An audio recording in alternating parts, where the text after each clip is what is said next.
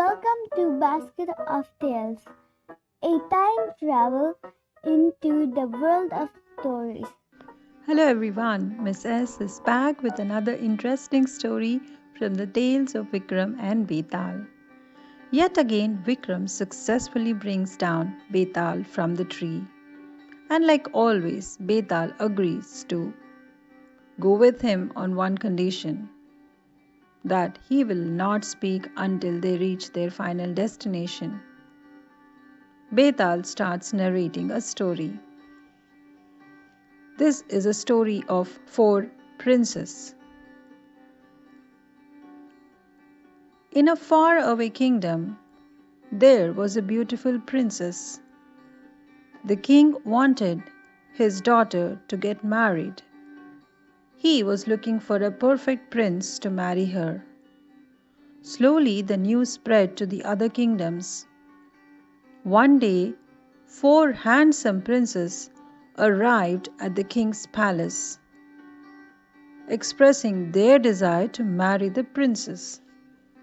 The king was overwhelmed and happy, but at the same time he was confused as who would be the best fit for his daughter. He consulted his minister, and upon his advice he put the 4 princes through a challenge. The king said, "Thank you. I will put you all through a competition. I want each one of you to go find the most precious gift for my daughter, and you have to be back within 30 days. The princess will then choose the best gift among all 4, and she would marry the prince who bought her the best gift." All 4 princes accepted the challenge, and all 4 head into different directions. The first prince, while searching for the gift, spots a yogi doing his meditation. The prince sees that he has some superpowers. He waits there for him to finish his meditation. When Yogi opens his eyes, he finds this young prince sitting next to him. Yogi says, "Well, I know what you want. You want to marry the princess. But how can I help you?" The young prince says, "Maharaj, please tell me what I can do to gain your trust." The yogi, after thinking for a minute, says, "Okay, my child, I will grant your wish, but you will also have to help me. There is a very important meditation that I need to do, and it requires deep involvement. However, I was unsuccessful all these years and made several attempts. Because of an evil monster, I was never able to finish my meditation. He would always come and disturb me in my puja. Now that I see you here, standing brave and tall, I want to take your help. Can you guard me while I do this meditation?" asks Yogi. The prince agrees. Then the yogi starts his meditation, and the prince bravely fights with the monster, and he succeeds. The yogi is so impressed that he rewards him with a magical mirror. He says, "Here you go, my child. You risked your life and helped me successfully finish my meditation. This mirror has a magical power through which you can see your loved ones whenever you want to." The delighted prince thanks the yogi and heads back to the kingdom to the princess. The second prince, who is still in a lookout for a precious gift for the princess, gets trapped in a heavy storm. He takes shelter under a tree. He spots a blind saint woman. Looking at her eyes straight, the prince decides to build a small hut for her. The saint woman thanks him and says, "I really want to help you. I do have some magical powers, but I can get them work only if my eyes could see." The prince asks her how I can help you get back your sight, to which she says, "To get back my eyesight back, I need the light of the star, which is buried under a small tomb. One should dig and bring that out. However, that has to be done within a span of 60 seconds. Else, the swords hanging on the top will fall, and you might risk your life.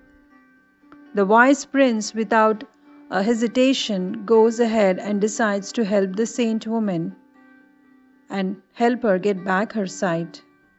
Well, he succeeds. The saint woman gets her eyesight back and rewards him with a miniature tanpura. Tanpura is a small guitar-like instrument. She says, "Thank you for risking your life and getting me back my eyesight. This is not an ordinary tanpura. You can actually hear anyone's voice from a long distance. You just have to think about that person. I'm sure the princess will love this gift."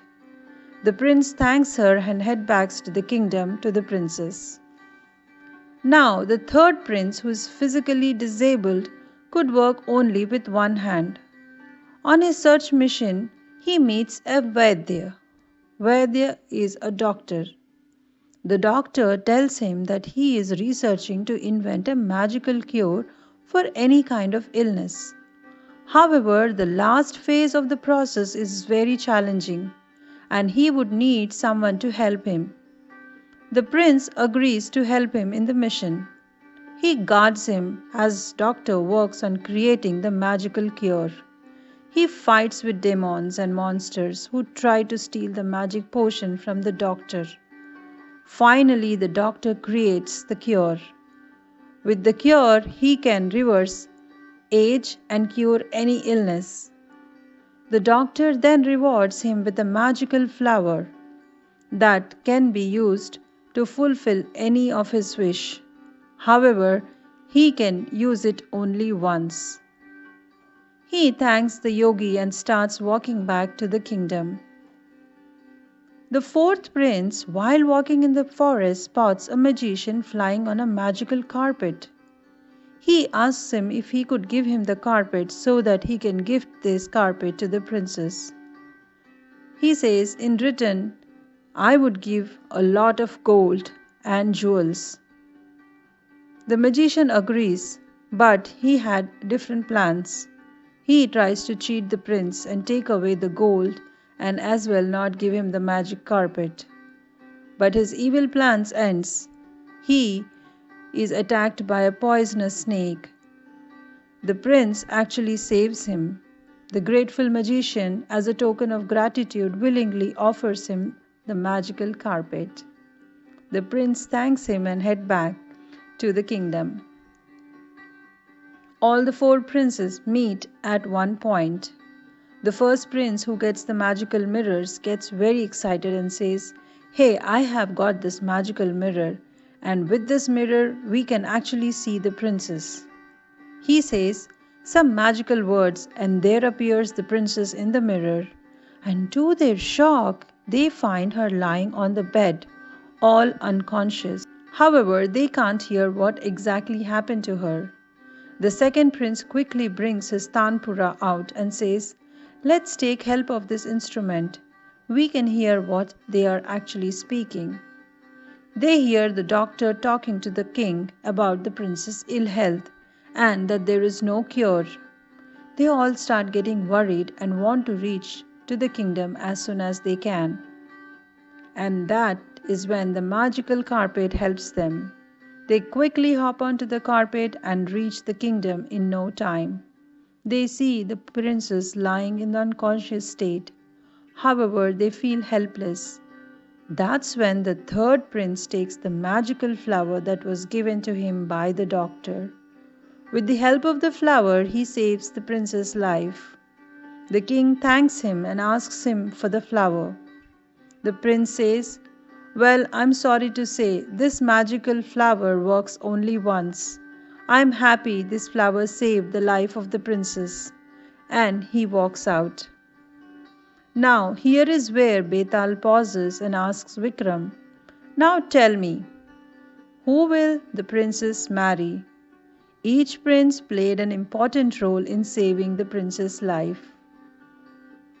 Now let me pause here as well, and I will let you think for a bit and come up with an answer.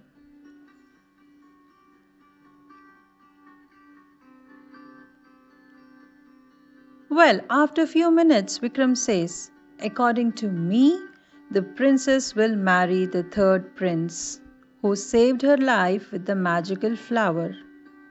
Bethaal asks him, why do you think so? Vikram says, he was physically challenged. If he wanted, he could have used the magical flower to cure himself. However, he chose to save the life of the princess. Since he felt that she needed it more than him, he sacrificed. Vikram adds, if not for the flower, what all the other three princes did adds no value. Even though they managed to get to the princess with the help of the mirror, Tanpura, and the carpet, it's of no use since all three were standing there helplessly. It was the third princess' flower that saved her life at the end. Impressed Bethaal appreciates Vikram for his wisdom. However, when Vikram speaks, Bethaal leaves and the saga continues. Let's wait and see what happens in our next story. See you all soon.